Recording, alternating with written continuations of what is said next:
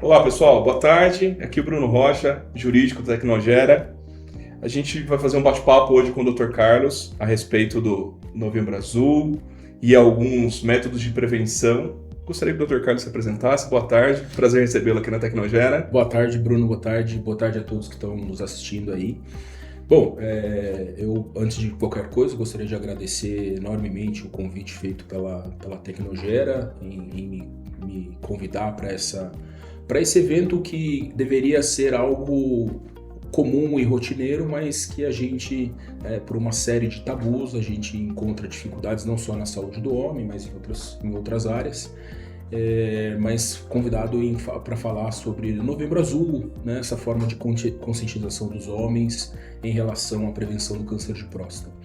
Bom, eu sou formado em medicina desde 2006, eu já estou aí na vida médica há quase 20 anos.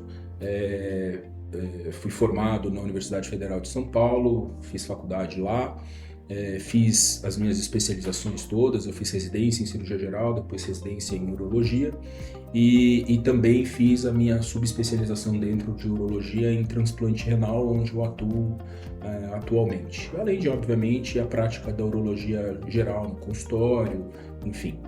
Mas estamos aí, espero que sejam de bom proveito a todos, até para que a gente possa orientar, informar, que eu acho que é o grande papel do médico, além de cuidar, é orientar os pacientes de uma forma para que tenham uma vida mais saudável em todos os aspectos.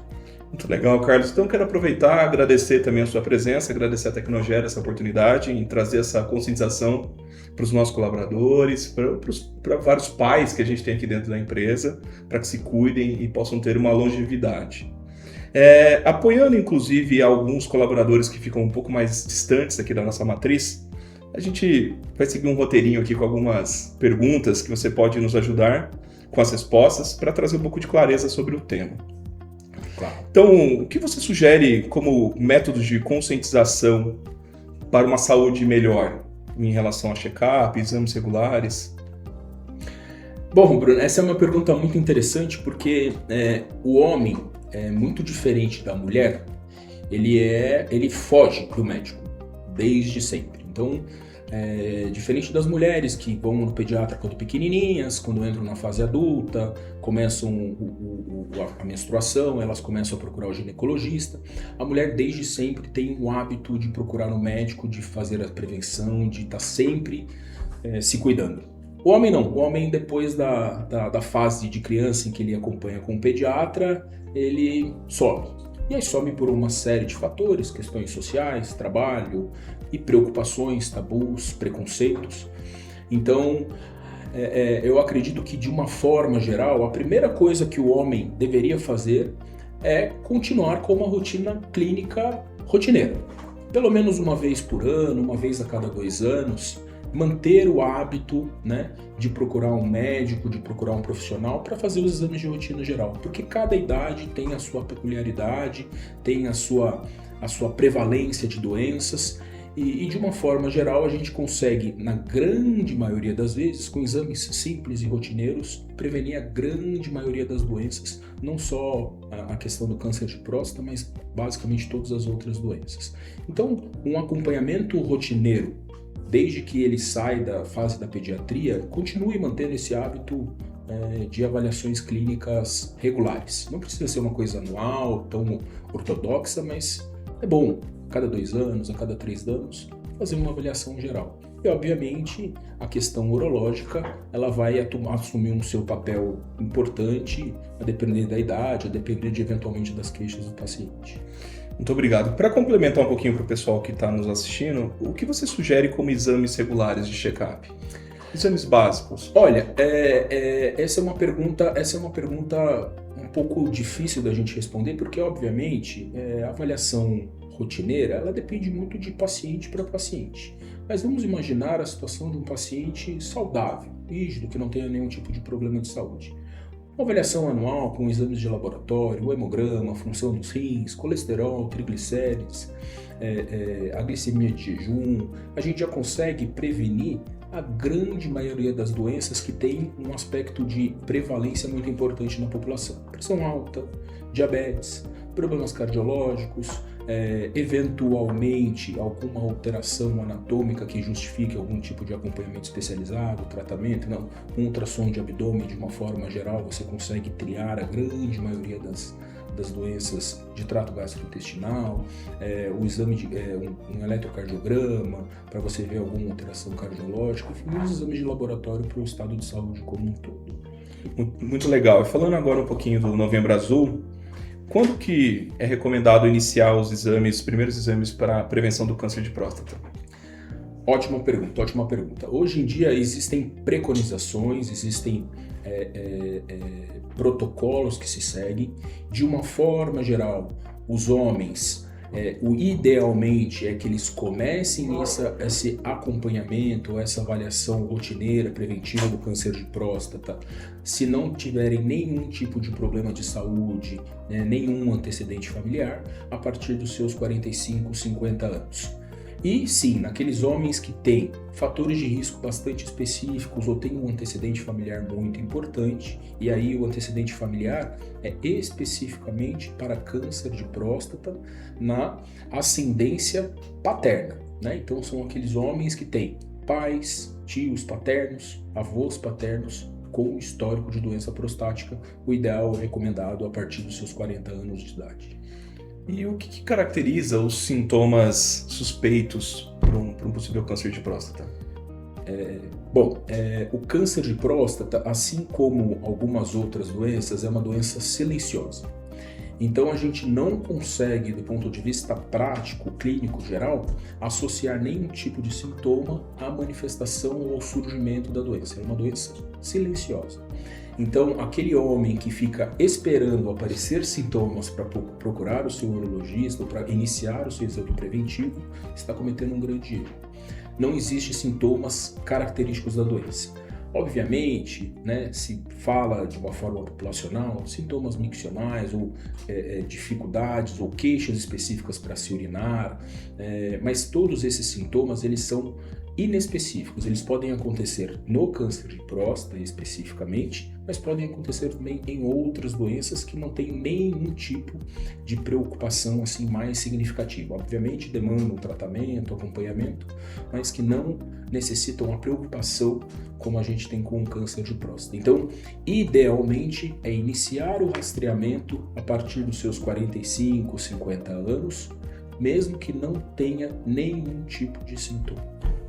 Perfeito. A gente sabe que os efeitos negativos do tabagismo, do alcoolismo, do uso de drogas, às vezes. Quais outros fatores que contribuem para um aumento de um risco de câncer de próstata?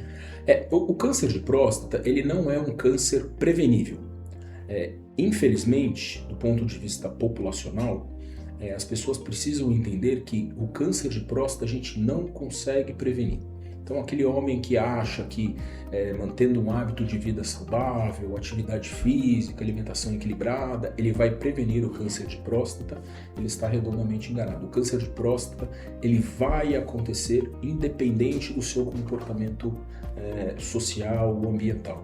Obviamente, existem alguns fatores que, de uma forma global, são fatores de risco para doenças neoplásicas, para o câncer de uma forma geral, mas que não são especificamente para o câncer de próstata. Então, o tabagismo, sim, ele é um fator mutagênico, cancerígeno significativo para pulmão, para bexiga, para garganta, para orofaringe, para uma série de órgãos. Eventualmente para a próstata também torna um fator de risco a mais, mas não significa que quem fume vai ter mais câncer de próstata do que a população que não fuma.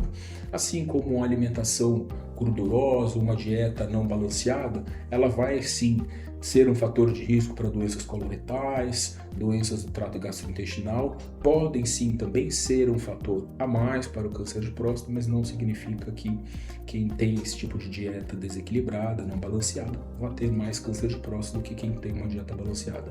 Do ponto de vista prático, não existe um fator de risco significativo, a não ser o antecedente familiar, como eu falei, e aí o antecedente familiar paterno, e específico para o câncer de próstata, e a população negra. Então, a população negra, o ser negro não significa que você vai ter mais câncer de próstata do que você não ser negro.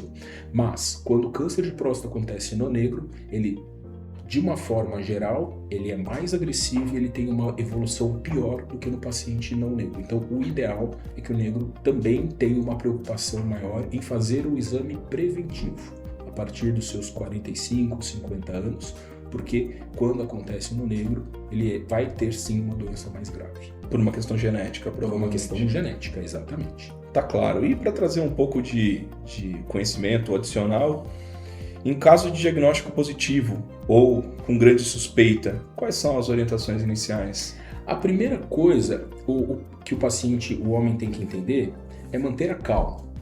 O câncer de próstata, mesmo quando ele acontece num paciente jovem, ele é uma doença indolente, ele é uma doença de evolução lenta. Então vamos imaginar que o homem está fazendo o seu acompanhamento rotineiro e num determinado momento ele tem alguma alteração dos seus exames e é feito o diagnóstico do câncer de próstata. A primeira coisa é ficar tranquilo. Ele não vai, em 6 meses a doença não vai mudar. Então ele tem tempo sim para procurar um profissional especializado, ele tem tempo sim de eventualmente procurar uma segunda opinião, ele tem tempo sim de botar a cabeça no lugar, pensar friamente e falar, ok, aconteceu comigo, agora eu preciso dar o próximo passo, eu preciso me cuidar, eu preciso me tratar. Então essa talvez seja a primeira orientação. A segunda orientação é não fugir. Não fugir. O câncer de próstata, ele é uma doença, talvez seja um dos cânceres mais tratáveis e curáveis, desde que o diagnóstico seja feito precocemente e o tratamento instituído nessas fases mais precoces. Sim, eventualmente pode ter sintomas, efeitos colaterais, reações para o futuro? Sim, mas antes um paciente tratado e que possa ter ali a sua expectativa de vida mantida, do que um homem que foge do seu diagnóstico e deixa para procurar o tratamento quando a doença já está mais avançada. E aí sim, da mesma forma que é uma doença de surgimento lento, ela também é uma doença de evolução muito duradoura. Então, mesmo nos cânceres mais avançados, é uma doença que vai levar o paciente a um sofrimento muito grande e por um tempo muito prolongado. Talvez esse seja a pior faceta do câncer de próstata. Ela é uma doença silenciosa, que demora muito tempo para aparecer, ela evolui muito lentamente e mesmo quando ela está nos seus estadios mais avançados, ela leva o paciente por um longo período de sofrimento. Muito bom, muito importante saber essas informações. Existe um tabu entre nós, homens, né, esse meio masculino, sobre a necessidade de fato de um exame ser o exame de toque, porque algumas pessoas entendem que o exame de sangue seria suficiente para suprir esse outro exame.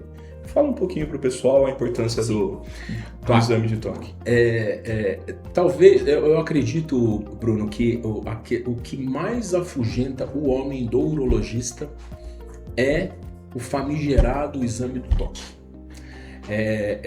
Existem piadinhas na internet, vídeos, gracinhas e tudo mais, mas o exame de toque retal, sim, ele assumiu um papel muito importante por muitos anos e desde o início do diagnóstico, dos métodos de diagnóstico do câncer de próstata. Hoje em dia, o exame de toque retal, ele tem um protagonismo muito mais diminuído, né?